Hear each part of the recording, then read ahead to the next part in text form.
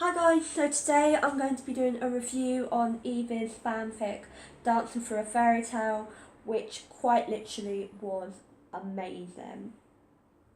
Now I know I said when I read Strictly Complicated a few months ago, I've recently reread it, as it was that good. I was just thinking when I read Strictly Complicated, no matter what Evie writes in the future, nothing, and I mean nothing, will ever top Strictly Complicated. That's what I thought until I read Dancing for a Fairytale. Dancing for a Fairytale just had such a special place in my heart, but it literally just overtook Strictly Complicated. At first, the first few chapters, I was thinking it's as good as Strictly Complicated, and then about 7 chapters in, I thought this is better than Strictly Complicated, and it is definitely the best so far, and I absolutely loved it. It was very much like Strictly Complicated in the fact that there were 3 intertwining storylines. There were Jeanette and Natalie, Neil and Katja, and Darcy and Shirley. No prizes for guessing which storyline was my favourite. And each of the storylines was based on a fairy tale. Which is why it's called Dancing Through a Fairytale. Each of them was based around a fairy tale, and then all 3 of the stories came together, and then they branched off again into their own separate little fairy tales. And a lot of parts were very much like fairy tales, but some parts weren't. Like, it was a modern day twist on the old fairy tales. Jeanette and Natalie's storyline was based off Snow White, Neil and Katja's was based off Mulan, and Darcy and Shirley's was based off Cinderella. And each of the characters was like something, was like one of the characters. And Jeanette and Natalie's storyline was Jeanette had social anxiety, so found it difficult to talk to people, and so was very, very quiet and barely spoke a word. The first time that she spoke was in the penultimate chapter, and her first words were "I love you" to Natalie. And Natalie kept trying to get her to talk and that, but she wouldn't talk. She kept running off whenever Natalie tried to talk to her, and she was really, really nervous and jumpy in social situations. And the reason why it's linked to Snow White is that she always carried apples around in her bag. Now that one for me, Evie asked me around chapter 7 if I'd worked out which of the storylines were based on which fairy tale. I knew that Darcy's one was based off Cinderella very easily. Mulan for Neil and Katja. I didn't know that because I've never watched Mulan, so I didn't actually know that one. I actually kind of guessed it was like Hansel and Gretel or whatever. Neil and Katja's storyline at first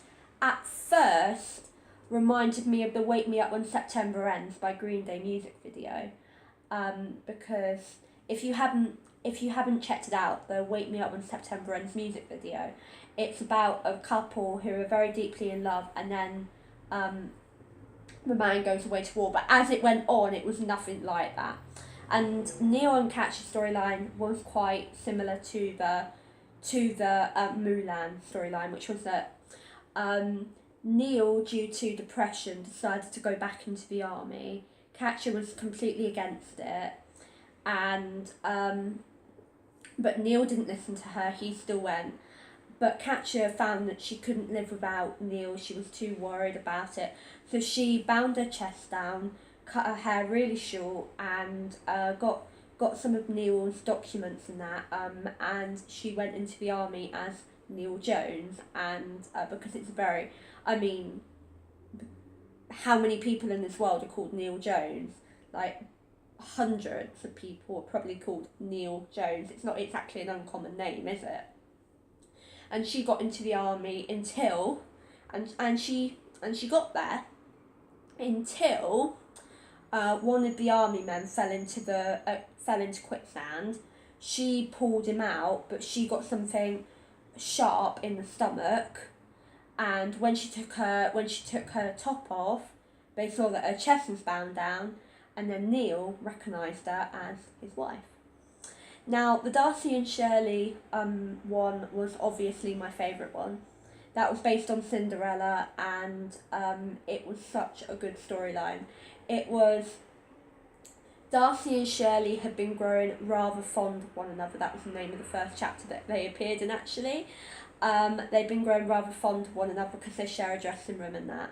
And then they're talking about the upcoming Strictly ball that they're going to, and they were originally going to go Darcy and Angus and Shirley and her son, but her son couldn't make it over, and Angus doesn't like anything to do with Strictly. Can I just say, no offence, because I know it's entirely fiction, but the Angus in this story is a miserable git, can I just say. I mean, number one, who wouldn't like Strictly? And number two, who would treat Darcy in such a way? I mean, I know it's a fictional story and all of that, but I'm just saying he's a miserable git, that character, honestly. And then Darcy's doing some cleaning up, and then Angus says that she's got to come to his work party, which just so happens to be on the same day as Strictly Ball. But Angus won't reason with her, and so forces her to go to his work party instead of the ball, not realising that it's important to her working out, because he literally hates her being a judge, which miserable git. So then, when Craig comes to tell her that he's got a new date for the Strictly Ball, which was Jonathan Myron, which is his new boyfriend. They're so cute together, can I just say?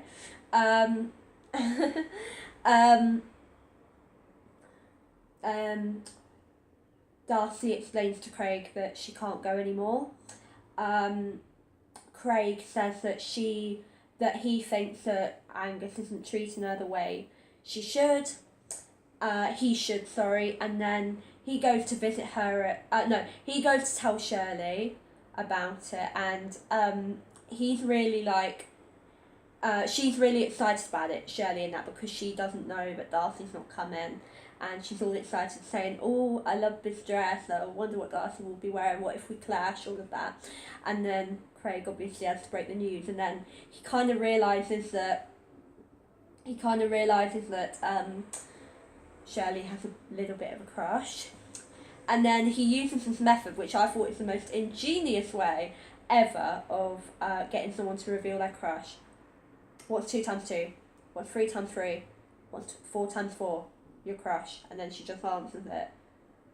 That is just literally the most ingenious way I've ever heard of somebody trying to get somebody to reveal who their crush is. That is just the most incredible way I've ever heard. Literally, that just made me laugh. And then Craig goes to visit Darcy at her home because he's a little bit worried about her, the way that she's been led astray from the ball, because he knows how devoted she is to her job. He goes to visit her at her home, and she's all jumpy and all of that and a bit nervous, and then she gets a text, and Angus is coming home, and and then Craig is literally pushed out the door, and he's like, "Darling, I'm gay. He's not gonna think that you're cheating with me." That's what he thinks, and then she's like, "I can't have people over." She gets really upset and all of that. He's forced to leave. Unfortunately, Angus sees him leaving and almost hits Darcy. Can I just say though, I've written my own domestic violence story before, with Together by Fate, obviously. However, I didn't use Angus, I used a fictional guy called Leonardo Gonzalez, and quite literally I've written a domestic violence one before, but quite literally it's nowhere near as good as Strictly Complicated or Dancing Through A Fairytale's domestic abuse storylines. No way. Or Safe With You. Oh my gosh, though, quite literally, Evie, you are way better at writing domestic violence storylines than I am, and oh my gosh, And then obviously she does go to the ball. Craig turns up, says that Jonathan stood him up. He just leads her away. She escapes Angus, and then all the storylines intertwine at the Strictly ball. Natalie and Jeanette dance together. And Darcy and Shirley obviously meet up and all of that. Then suddenly Katja overhears about some people are planning to blow up the place. Like, they put bombs and that in there. And then obviously they all try and get out quickly and all of that. And then the night, although it's a very traumatic night, the night ends with all of the storylines getting a happy ending. Why did I just do that? Happy ending. Natalie and Jeanette. Jeanette says her first words, "I love you," and they, Neil and Katja are at first expected to be dead, but they get out okay. And then Darcy and Shirley kiss, and they get together.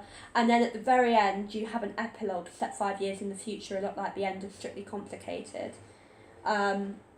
Natalie and Jeanette are living by the sea, and Natalie is planning to propose to Jeanette, but the ring falls out, and another couple proposes with that ring.